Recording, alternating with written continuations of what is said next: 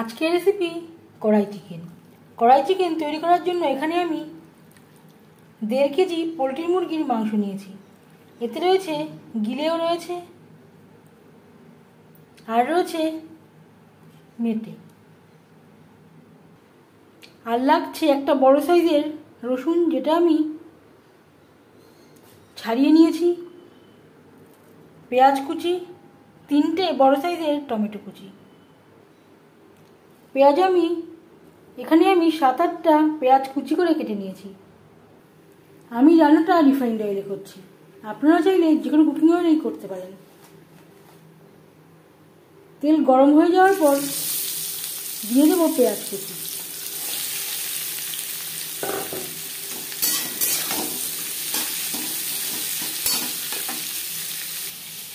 মাংস আমি পরিষ্কার করে ধুয়ে নিয়েছি।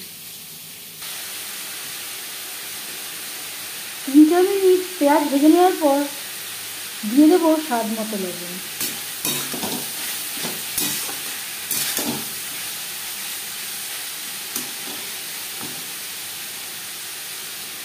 টমেটো, রসুন,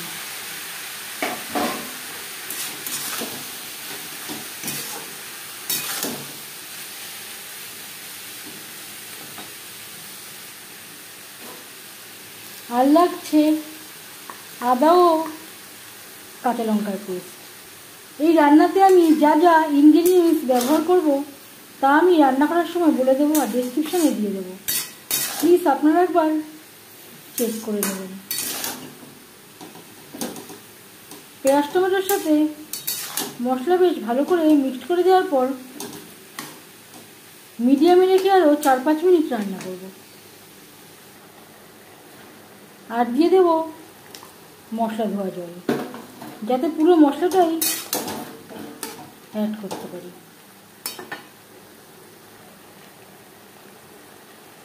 আর লাগছে পরিমাণ মতো হলুদের গুঁড়ো, 1 চামচ ধনের গুঁড়ো, 1 চামচ জিরের গুঁড়ো।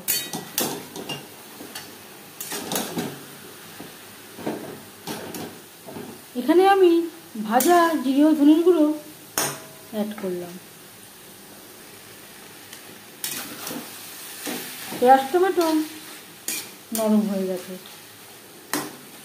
5-6 মিনিট মশলা ও পেঁয়াজ টমেটো বেশ ভালো করে কষিয়ে নেওয়ার পর দিয়ে দেবো মাংস।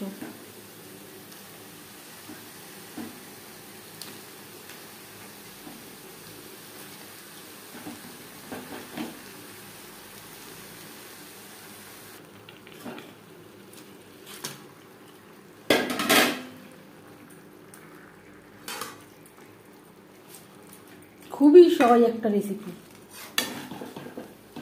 পোলট্রি মুরগির মাংস আপনারাও প্রায় তৈরি করে থাকেন, তবে আমি কিভাবে কড়াই চিকেন তৈরি করি সেটা খুব সহজভাবে আপনাদের সাথে শেয়ার করব।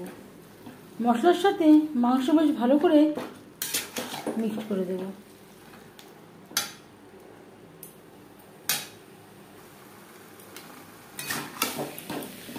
হাই টু মিডিয়াম ফ্লেমে আরও 5-6 মিনিট রান্না করব। 5-6 মিনিট হয়ে গেছে। গ্যাসের ফ্লেমটাকে একেবারে লোতে করে দেব। ঢাকনা চাপা দিয়ে আরও 5-6 মিনিট রান্না করব।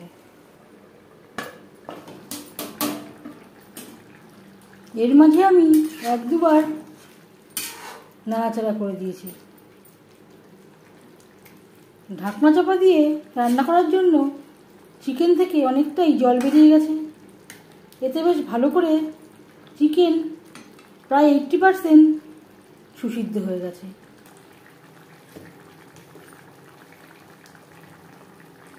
এক চামচ রেড চিলি পাউডার, এটা আমি ঝালের জন্য ব্যবহার করছি। যদি আপনারা ঝাল না খান বাদ দিতে পারেন।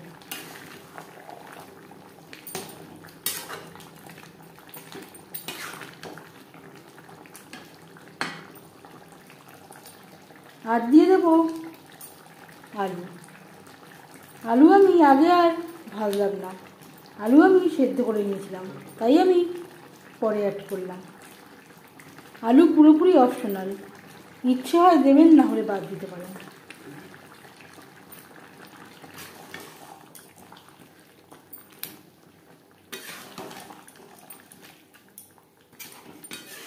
মাংসের সাথে আলু বেশ ভালো করে মিক্সড করে দেওয়ার পর আরও 3-4 মিনিট রান্না করব।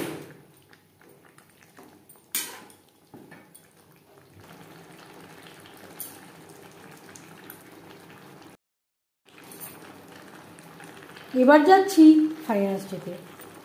সব শেষে দিয়ে দেব গরম মশলা ও কাসুরি মেথি। এখানে আমি গরম মশলা পাউডার অ্যাড করলাম, আর তার সাথে অ্যাড করেছি কাসুরি মেথি। কাসুরি মেথি আমি শুকনো খোলায় হালকা করে ভেজে নিয়েছিলাম। আমি আর কোনোরকম জলের ব্যবহার করলাম না। আপনারা চাইলে পরিমাণ মতো জলেরও করতে পারেন।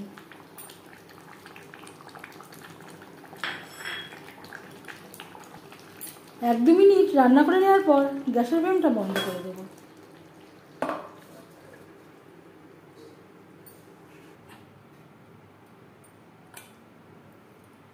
এবার যাচ্ছি সার্ভ করার প্রসেসে।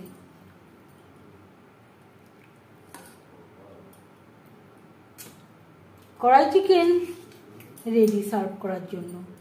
এই রেসিপিটি কেমন লাগলো অবশ্যই জানাবেন কমেন্টের মাধ্যমে। যদি এই রেসিপিটি ভালো লেগে থাকে লাইক করবেন, শেয়ার করবেন, সাবস্ক্রাইব করবেন আমার চ্যানেলটিকে, বেল আইকনটা প্রেস করে দেবেন। যখন আমি নতুন ভিডিও আপলোড করব তার নোটিফিকেশান সবার আগে আপনার কাছে পৌঁছে যাবে। আপনারা সবাই অনেক অনেক ভালো থাকবেন।